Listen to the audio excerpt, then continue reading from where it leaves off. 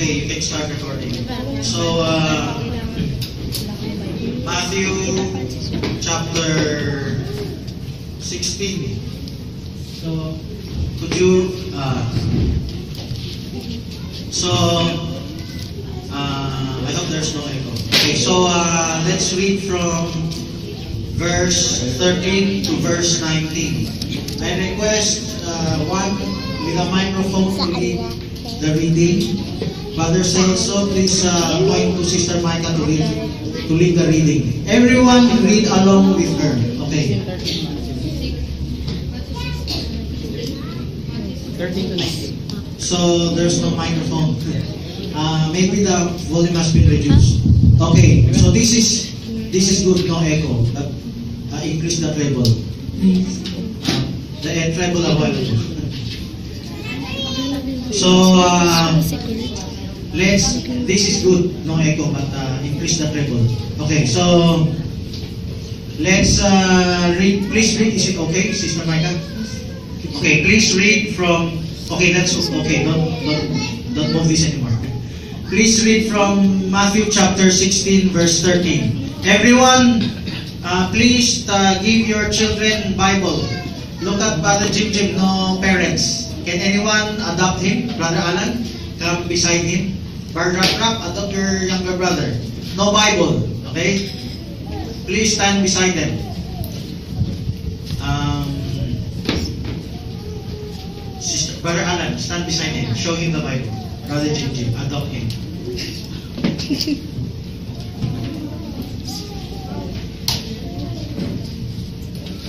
Okay, let's start reading.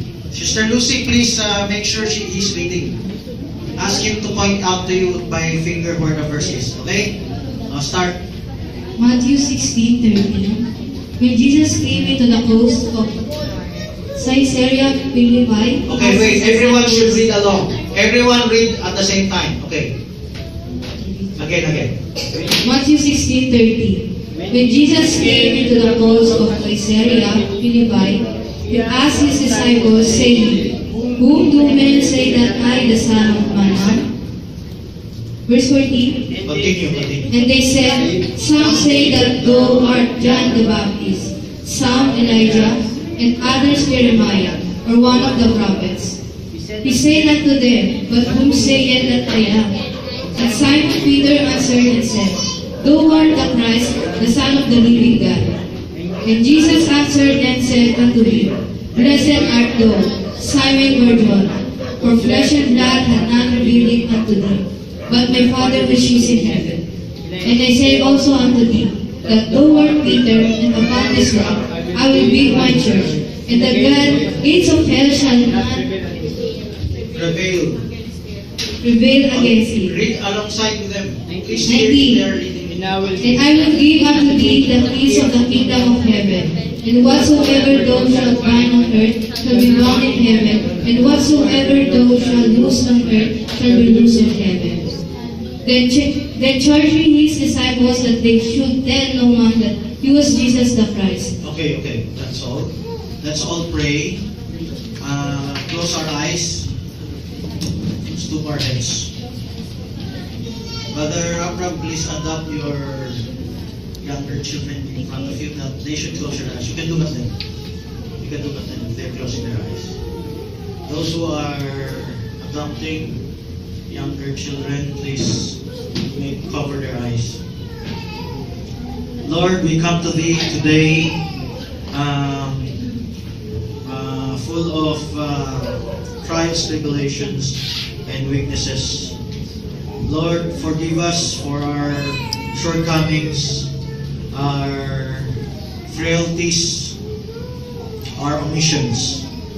Lord, I pray that you guide each and every one of us with a hunger for Thy truth, for Thy word, that you guide us into progressive revelation, whatever the message is that is contained in the scriptures that we have read.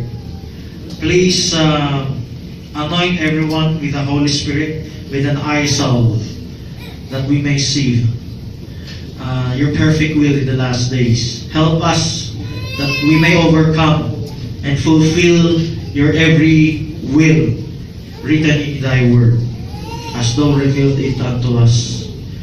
Bless each and every one of us right now, in the mighty name of Jesus Christ. Everyone shout, praise the Lord! Praise the Lord! Amen? Amen! Give God a big hand.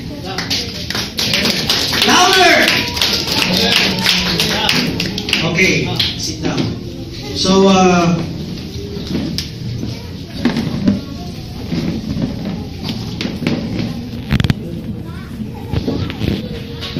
our subject is about warfare.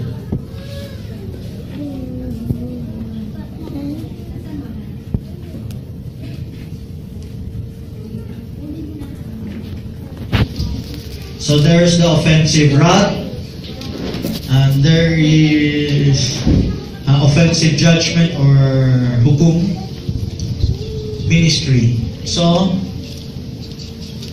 this is the offensive ministry. So let's take a look at what we have just read. So Bar Alan, you still have to adopt Virgin, sit beside him so he could look it up. Without any supervision, they're not going to look it up. Please sit beside him. Look up the scriptures, Matthew chapter 16.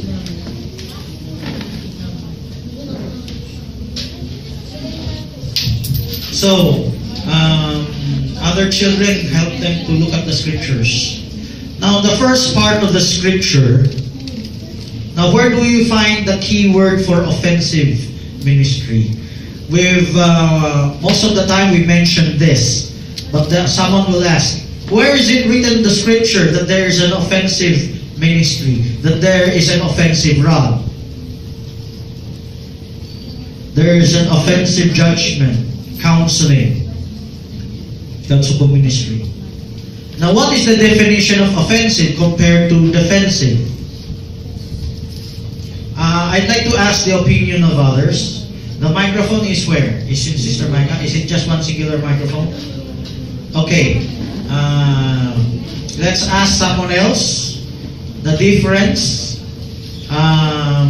Please point to Sister Erica. What is the difference? Stand up. Oh, you're recording? Give it to Sister Micah. So, point the microphone to Sister Erica. What is the difference between an offensive and a defensive? English. English, yes. Tagalog, yes. Yung offensive, wala pang problema, meron ng solusyon. Meron ka nang dapat ipagawa. Sa defensive, kung kailan malaki na yung problema, tsaka sinusolusyonan. Okay, that's correct. It's same for the family. It's same for the church. Today we're going to talk about the progressive ministry in the church. When you say progressive, you are advancing. In the track, we wrote down traditional. When we say traditional, you're not advancing. You're stagnant. Okay? Now, look at the scriptures right now. What is the evidence in Matthew chapter 16? There is an offensive ministry. Remember, we are in a warfare. We are in a battle. We are in a fight with the devil. The greatest deception you can have is to relax. Take your time out. How many of you at home are relaxed? Raise your hands. If you did not raise your hands, I'm going to consider mature. So you can turn the video, Sister Erica, or those. So, okay. Now, if you admit you're relaxed, you have to understand our position while we are sojourning here on earth. We are not here on vacation. We are here because of warfare. We are called to arms. We are soldiers of Christ. Could you look for the verse, Brother Menan, somewhere in Timothy? No man that goeth to war cares for the things of this world. Something like that. Although, aside from Timothy, even Jesus Christ had some quote on that. He just give me one verse. So, Since we are in a warfare, we have scriptural reference of spiritual warfare. In Ephesians chapter 6, write this down, study it at home.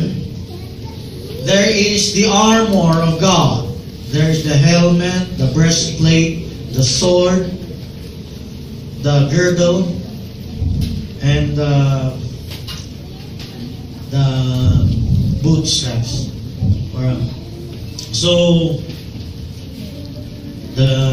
So the armor of God shows us that we are in a battle. Amen. The greatest mistake that we could do is to be deceived, to be lulled into a false sense of security.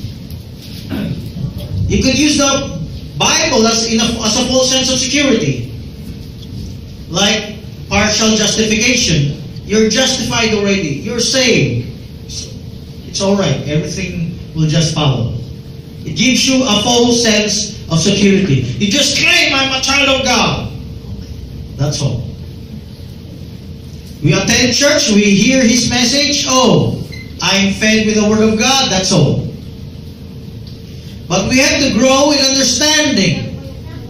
If we do not grow, then we are stagnant. We're not progressive. We're not offensive. When I say grow in understanding, not just head knowledge. Head knowledge is you just acquire information, you don't share them out, you don't apply them. It just collects in your mind and you want to argue about it. Well, you argue with those who are already mature. Good if you're witnessing to others. But the ministry is wide range. You see, the needs of the people are not just deep understanding. The needs of the brethren of the congregation includes instructions for life. From the general to the basic to the detail. That includes, should we watch worldly television? Should we bring our children to worldly schools? Although majority are worldly, there's an alternative. Should we give our children vacant time? Should we deny them the rod of reproof? There's the offensive rod.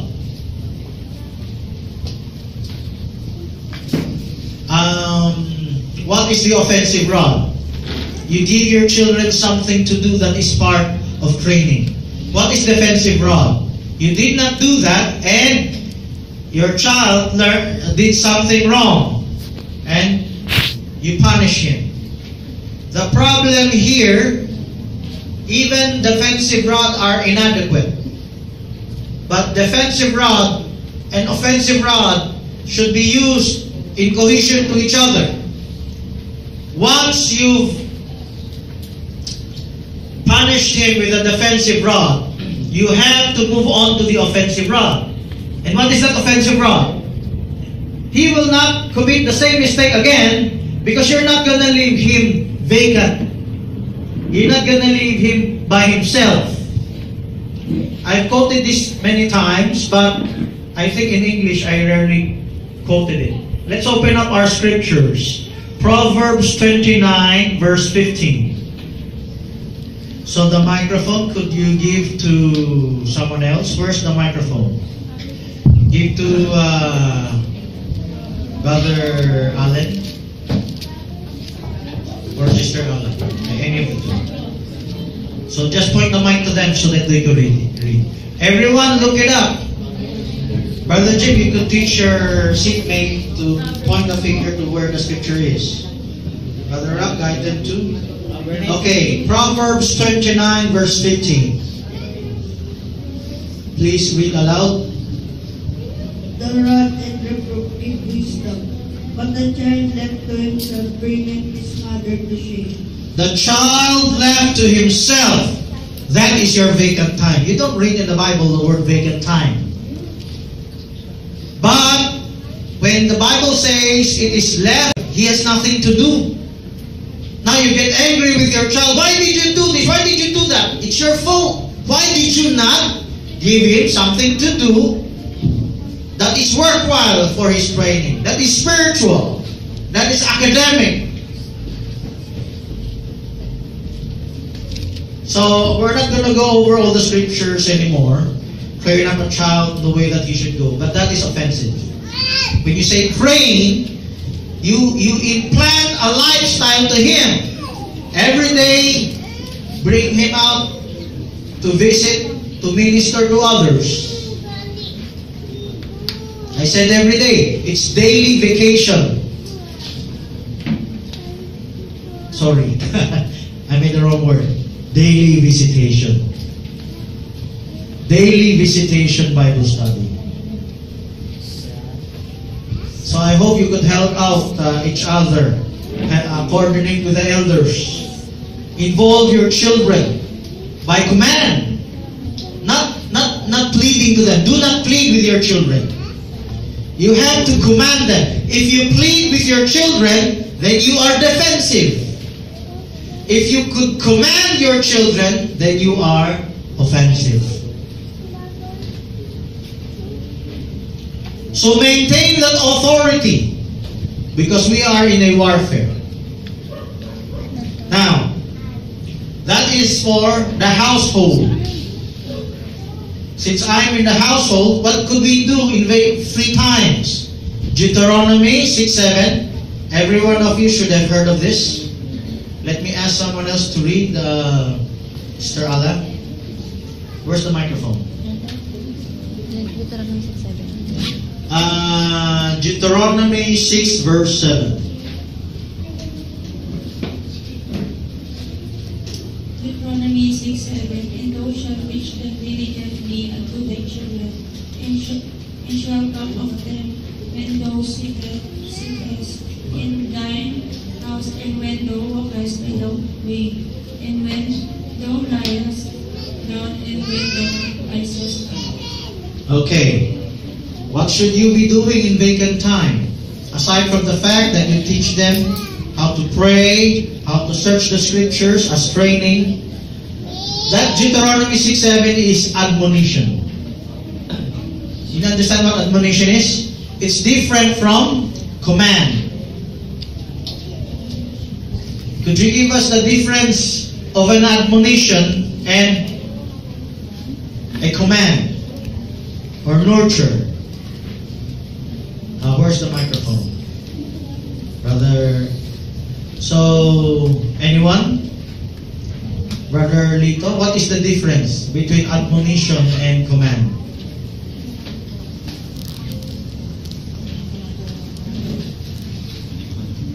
You forgot? Or you still remember? Okay, isip ko na sa isang niyo. What's the difference? Kaiba? Tagalog. Okay, Tagalog. Admonition. Inaamo mo siya, may pakikiusap. Yung command. Utos mo na dapat sundin. If he did not follow, Sir, ito rin yun. paano kung hindi niya sinunod? What if he did not follow it? Follow it on. May parusa. Pag hindi niya sinunod, may parusa. Anong parusa? What punishment? Maraming klaseng parusa eh. May paggawa pa sa kanya, spiritual o hindi. Okay, thank you. So what Brother Lito answered is admonition. You're pleading with your child. That's correct. But did you know that sharing the Word of God is also admonition? You're not commanding him to believe.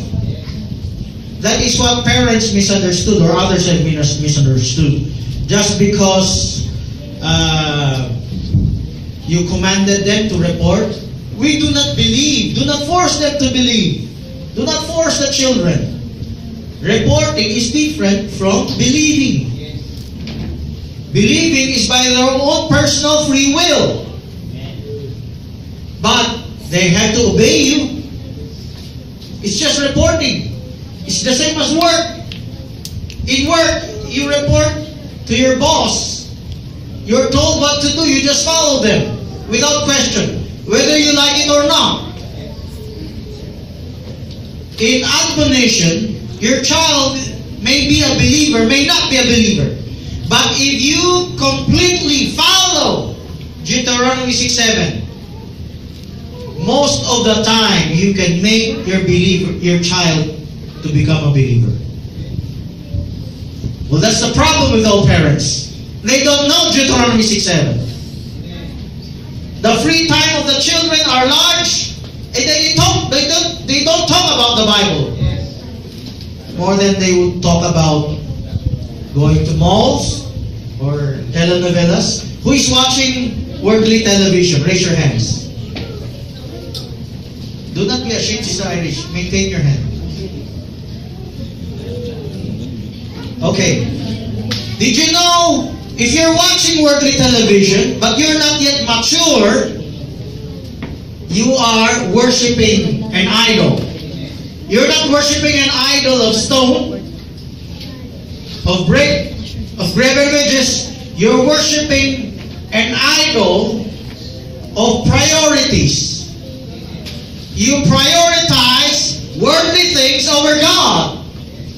Even though those things are not necessarily, it doesn't look evil to other people. You are giving food offered to idols. You know that verse? How many knows that verse? Raise your hands. 2. It's in the Thyatiran church age. When Jezebel gave food offered to idols for the children to eat. You don't know it, but you're guilty of doing it. So we have these innocent-looking cartoons. Doesn't matter whether it's American or Japanese. They're the games.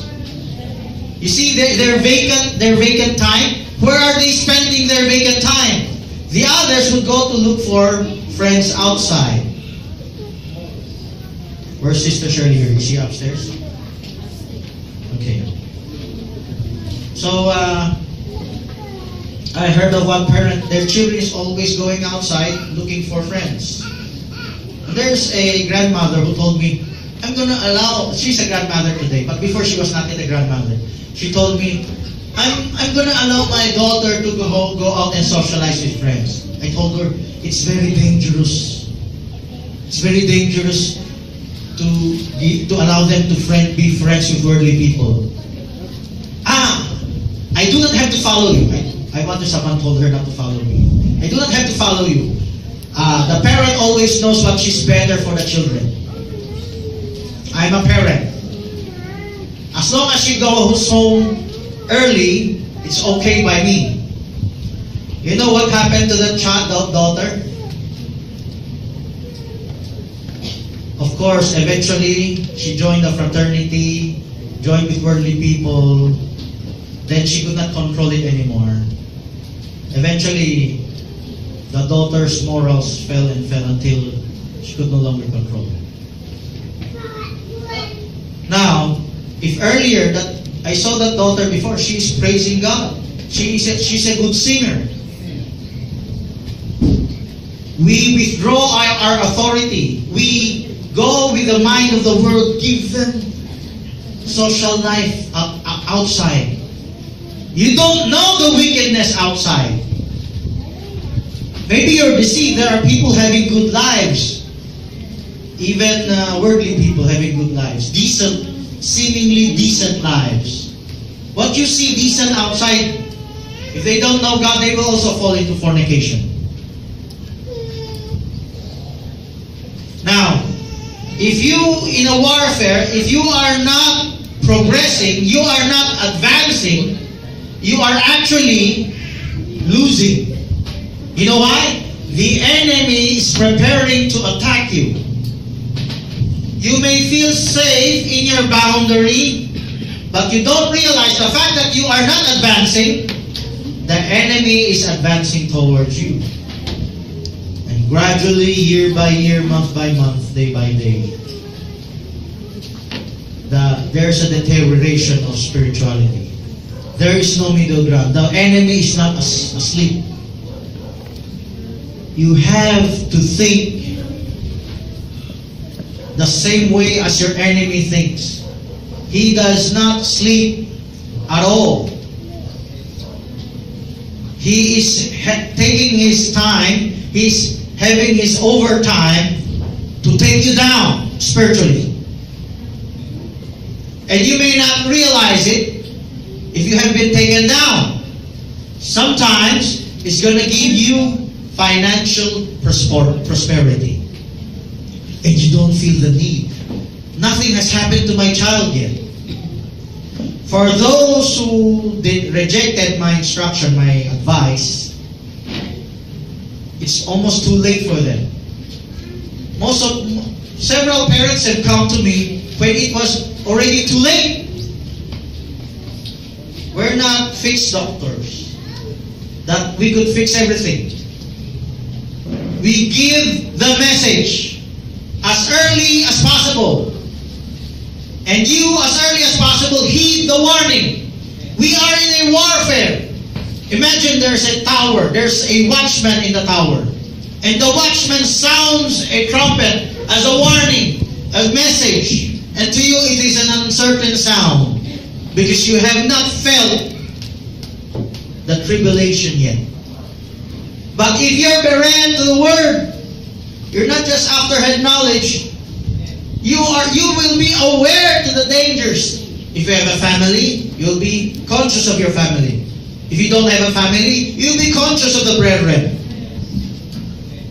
That means to say, you're not exempted even if you're not a family man. You should adopt each other. That's what a true church, a mature church would have. You will not allow a brother or sister regularly attending church without them knowing the whole counsel of God, that Paul said. If you wish to know the whole counsel, if they did not know, you want to tell it to them. That's what we should spend our break time with. Even our visitations. Every time we have the chance. Hebrews 10:25 applies also, not just here in this chapel, but anywhere you can meet together. At homes, even outside. You understand what Hebrews 10:25 is? What is it all about? Gathering together, meeting together, exhorting one another. So, Ephesians 6:4 speaks of admonition and nurture. I might take my time. How many minutes did I take, Brother Sterika? 30. How many minutes left? 2. 2 minutes? No. Pag 30, 2 minutes na lang. 2 minutes before 30 minutes? Oh my goodness. Okay. So, now, let's go to Matthew 16.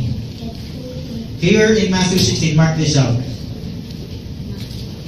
By the way, Mr. Bermenan, please spread the paper for them to write the question. In Matthew chapter 16, I'm gonna go very quick, so I just take this down. In Matthew chapter 16, verse 13 to 16, this is about the Godhead. But the Godhead could be connected to the master key. You know, other churches consider the Godhead as a master key, as an important doctrine. Now, how could you connect the Godhead to our master key? What is our master key, Brother Kenji? What is our master key? Shout it out. You don't know? What is the important thing we should do in our lives? Sister Annie? What is the master key? The important thing we should do with our lives? Yes, that's right. Revelation. So, how do you receive revelation? Being Berean. Did you know Matthew 16:13 to 16? it has evidence of being Berean? Because you objectively knew, you objectively, purposely tried to know what others believe and understand. Okay? Asking question is part of training. Our brethren to interview others, not because you're sizing them up, because you want them to know what others believe so that they could fulfill 1 Corinthians 2:13, comparing spiritual things with spiritual. Is that the right verse? 13. Comparing spiritual things with spiritual. That is an offensive ministry. Okay, verse 17, 18. Could you point out the clue we have an offensive ministry? Blessed art thou, Simon Bar-Jonah. Read with Sister Oyan. Please guide them to read the Bible. Why is the Bible closed? Sister Oyan, very relaxed. You should adopt the child in front of you. Okay. Okay, here. I'm gonna quote. Read alongside with it. Okay, look it up. Blessed art thou, Simon Bar-Jonah, for flesh and blood hath not revealed this unto thee, but my Father which is in heaven. Is that verse 17? So it's a revelation from heaven. It doesn't mean you didn't hear it from others. It means even though you heard it from others, you compared it, then the Lord gave you a revelation what is right and wrong. Others have misinterpreted this scripture, saying, you heard it from heaven directly, you never heard it from someone else. Well, that's Nicolaitanism. I don't need to hear from you. The Father will reveal it to me from heaven. No, it means you compared it with others. Everyone can hear. But God showed you, without a doubt, the truth by evidence in the scriptures. Now, that's 17. What is verse 18? Upon this rock, are you standing upon the rock? Who are standing upon the rock? Raise your hands. Say amen. Raise your hands. Clap your hands. Those standing upon the rock. If you're standing upon the rock I will build my church. And here is the key word for offense. The gates of hell shall not prevail. You understand that? You are not the one being attacked by the enemy. You are the one attacking the enemy. You are the one knocking down on the gates of hell. What is the gates of hell? You're not going to the center of the earth. It's not some Hollywood movie where they go to Tartarus like that. The gates of hell is the ignorance of the people. The worldly things that is blinding our people. Blinding our brethren, blinding our families, blinding many other else. And while you are here on earth, your job is a soldier of Christ. You are supposed to attack the ignorance. If you arbitrarily instruct your children what to do, then you are attacking the enemy. In your family, if you're implementing Deuteronomy 6:7, Proverbs 29:15, Ephesians 6:4, you're attacking the enemy in your family. You're putting out the idols of worldly television. Their vacant time, their worldly friends. You take up their time. Their time should be for the Lord. And you, if you're a true believer, your children are a sacrifice unto the Lord.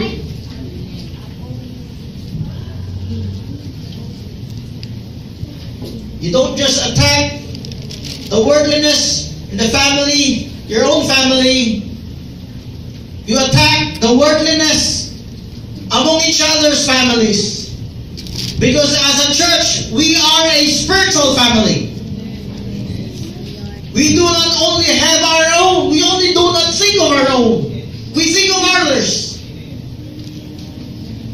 We have compassion for others, like the Samaritan did. You know, the priest, the Levite, they represent the traditional ministry.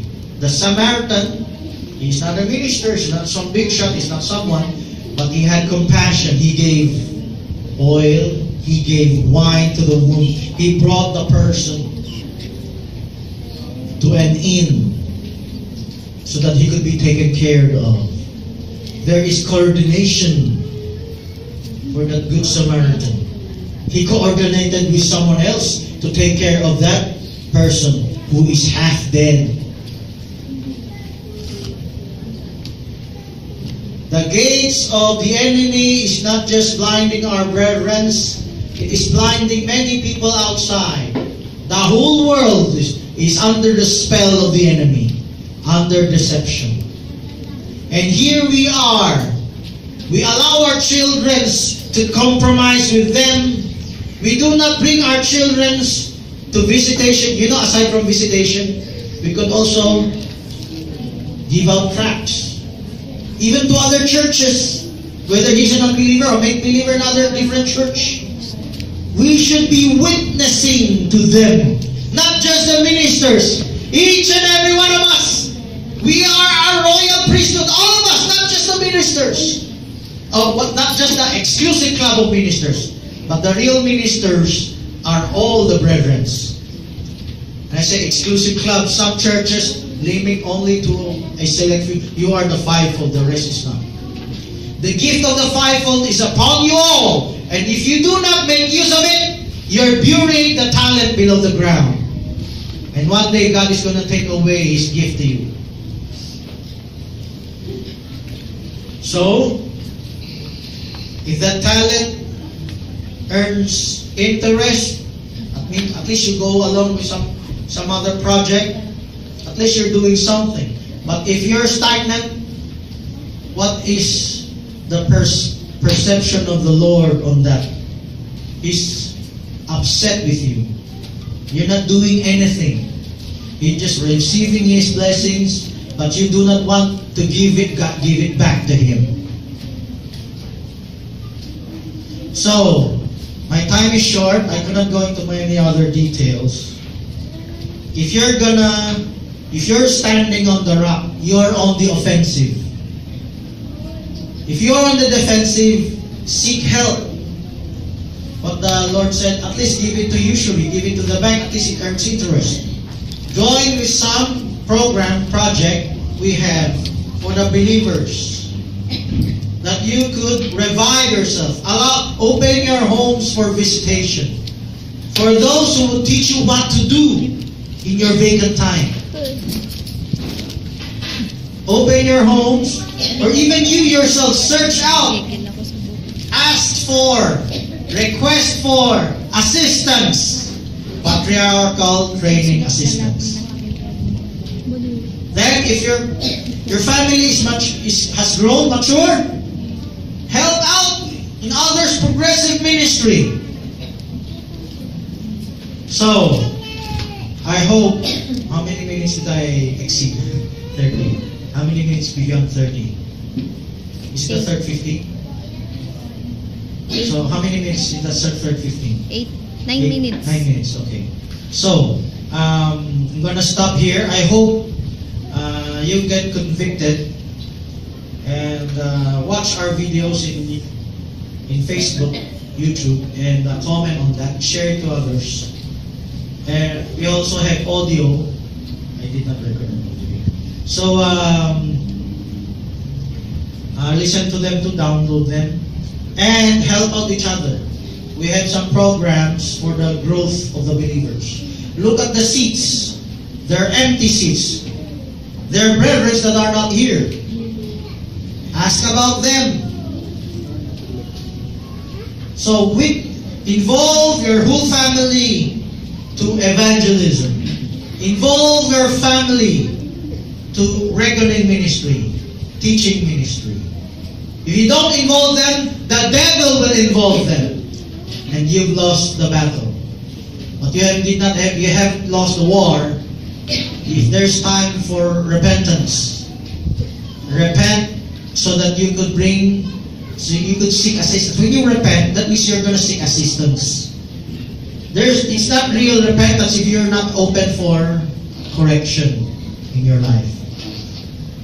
Let's all say praise the Lord. Praise the Lord. Give God a big hand.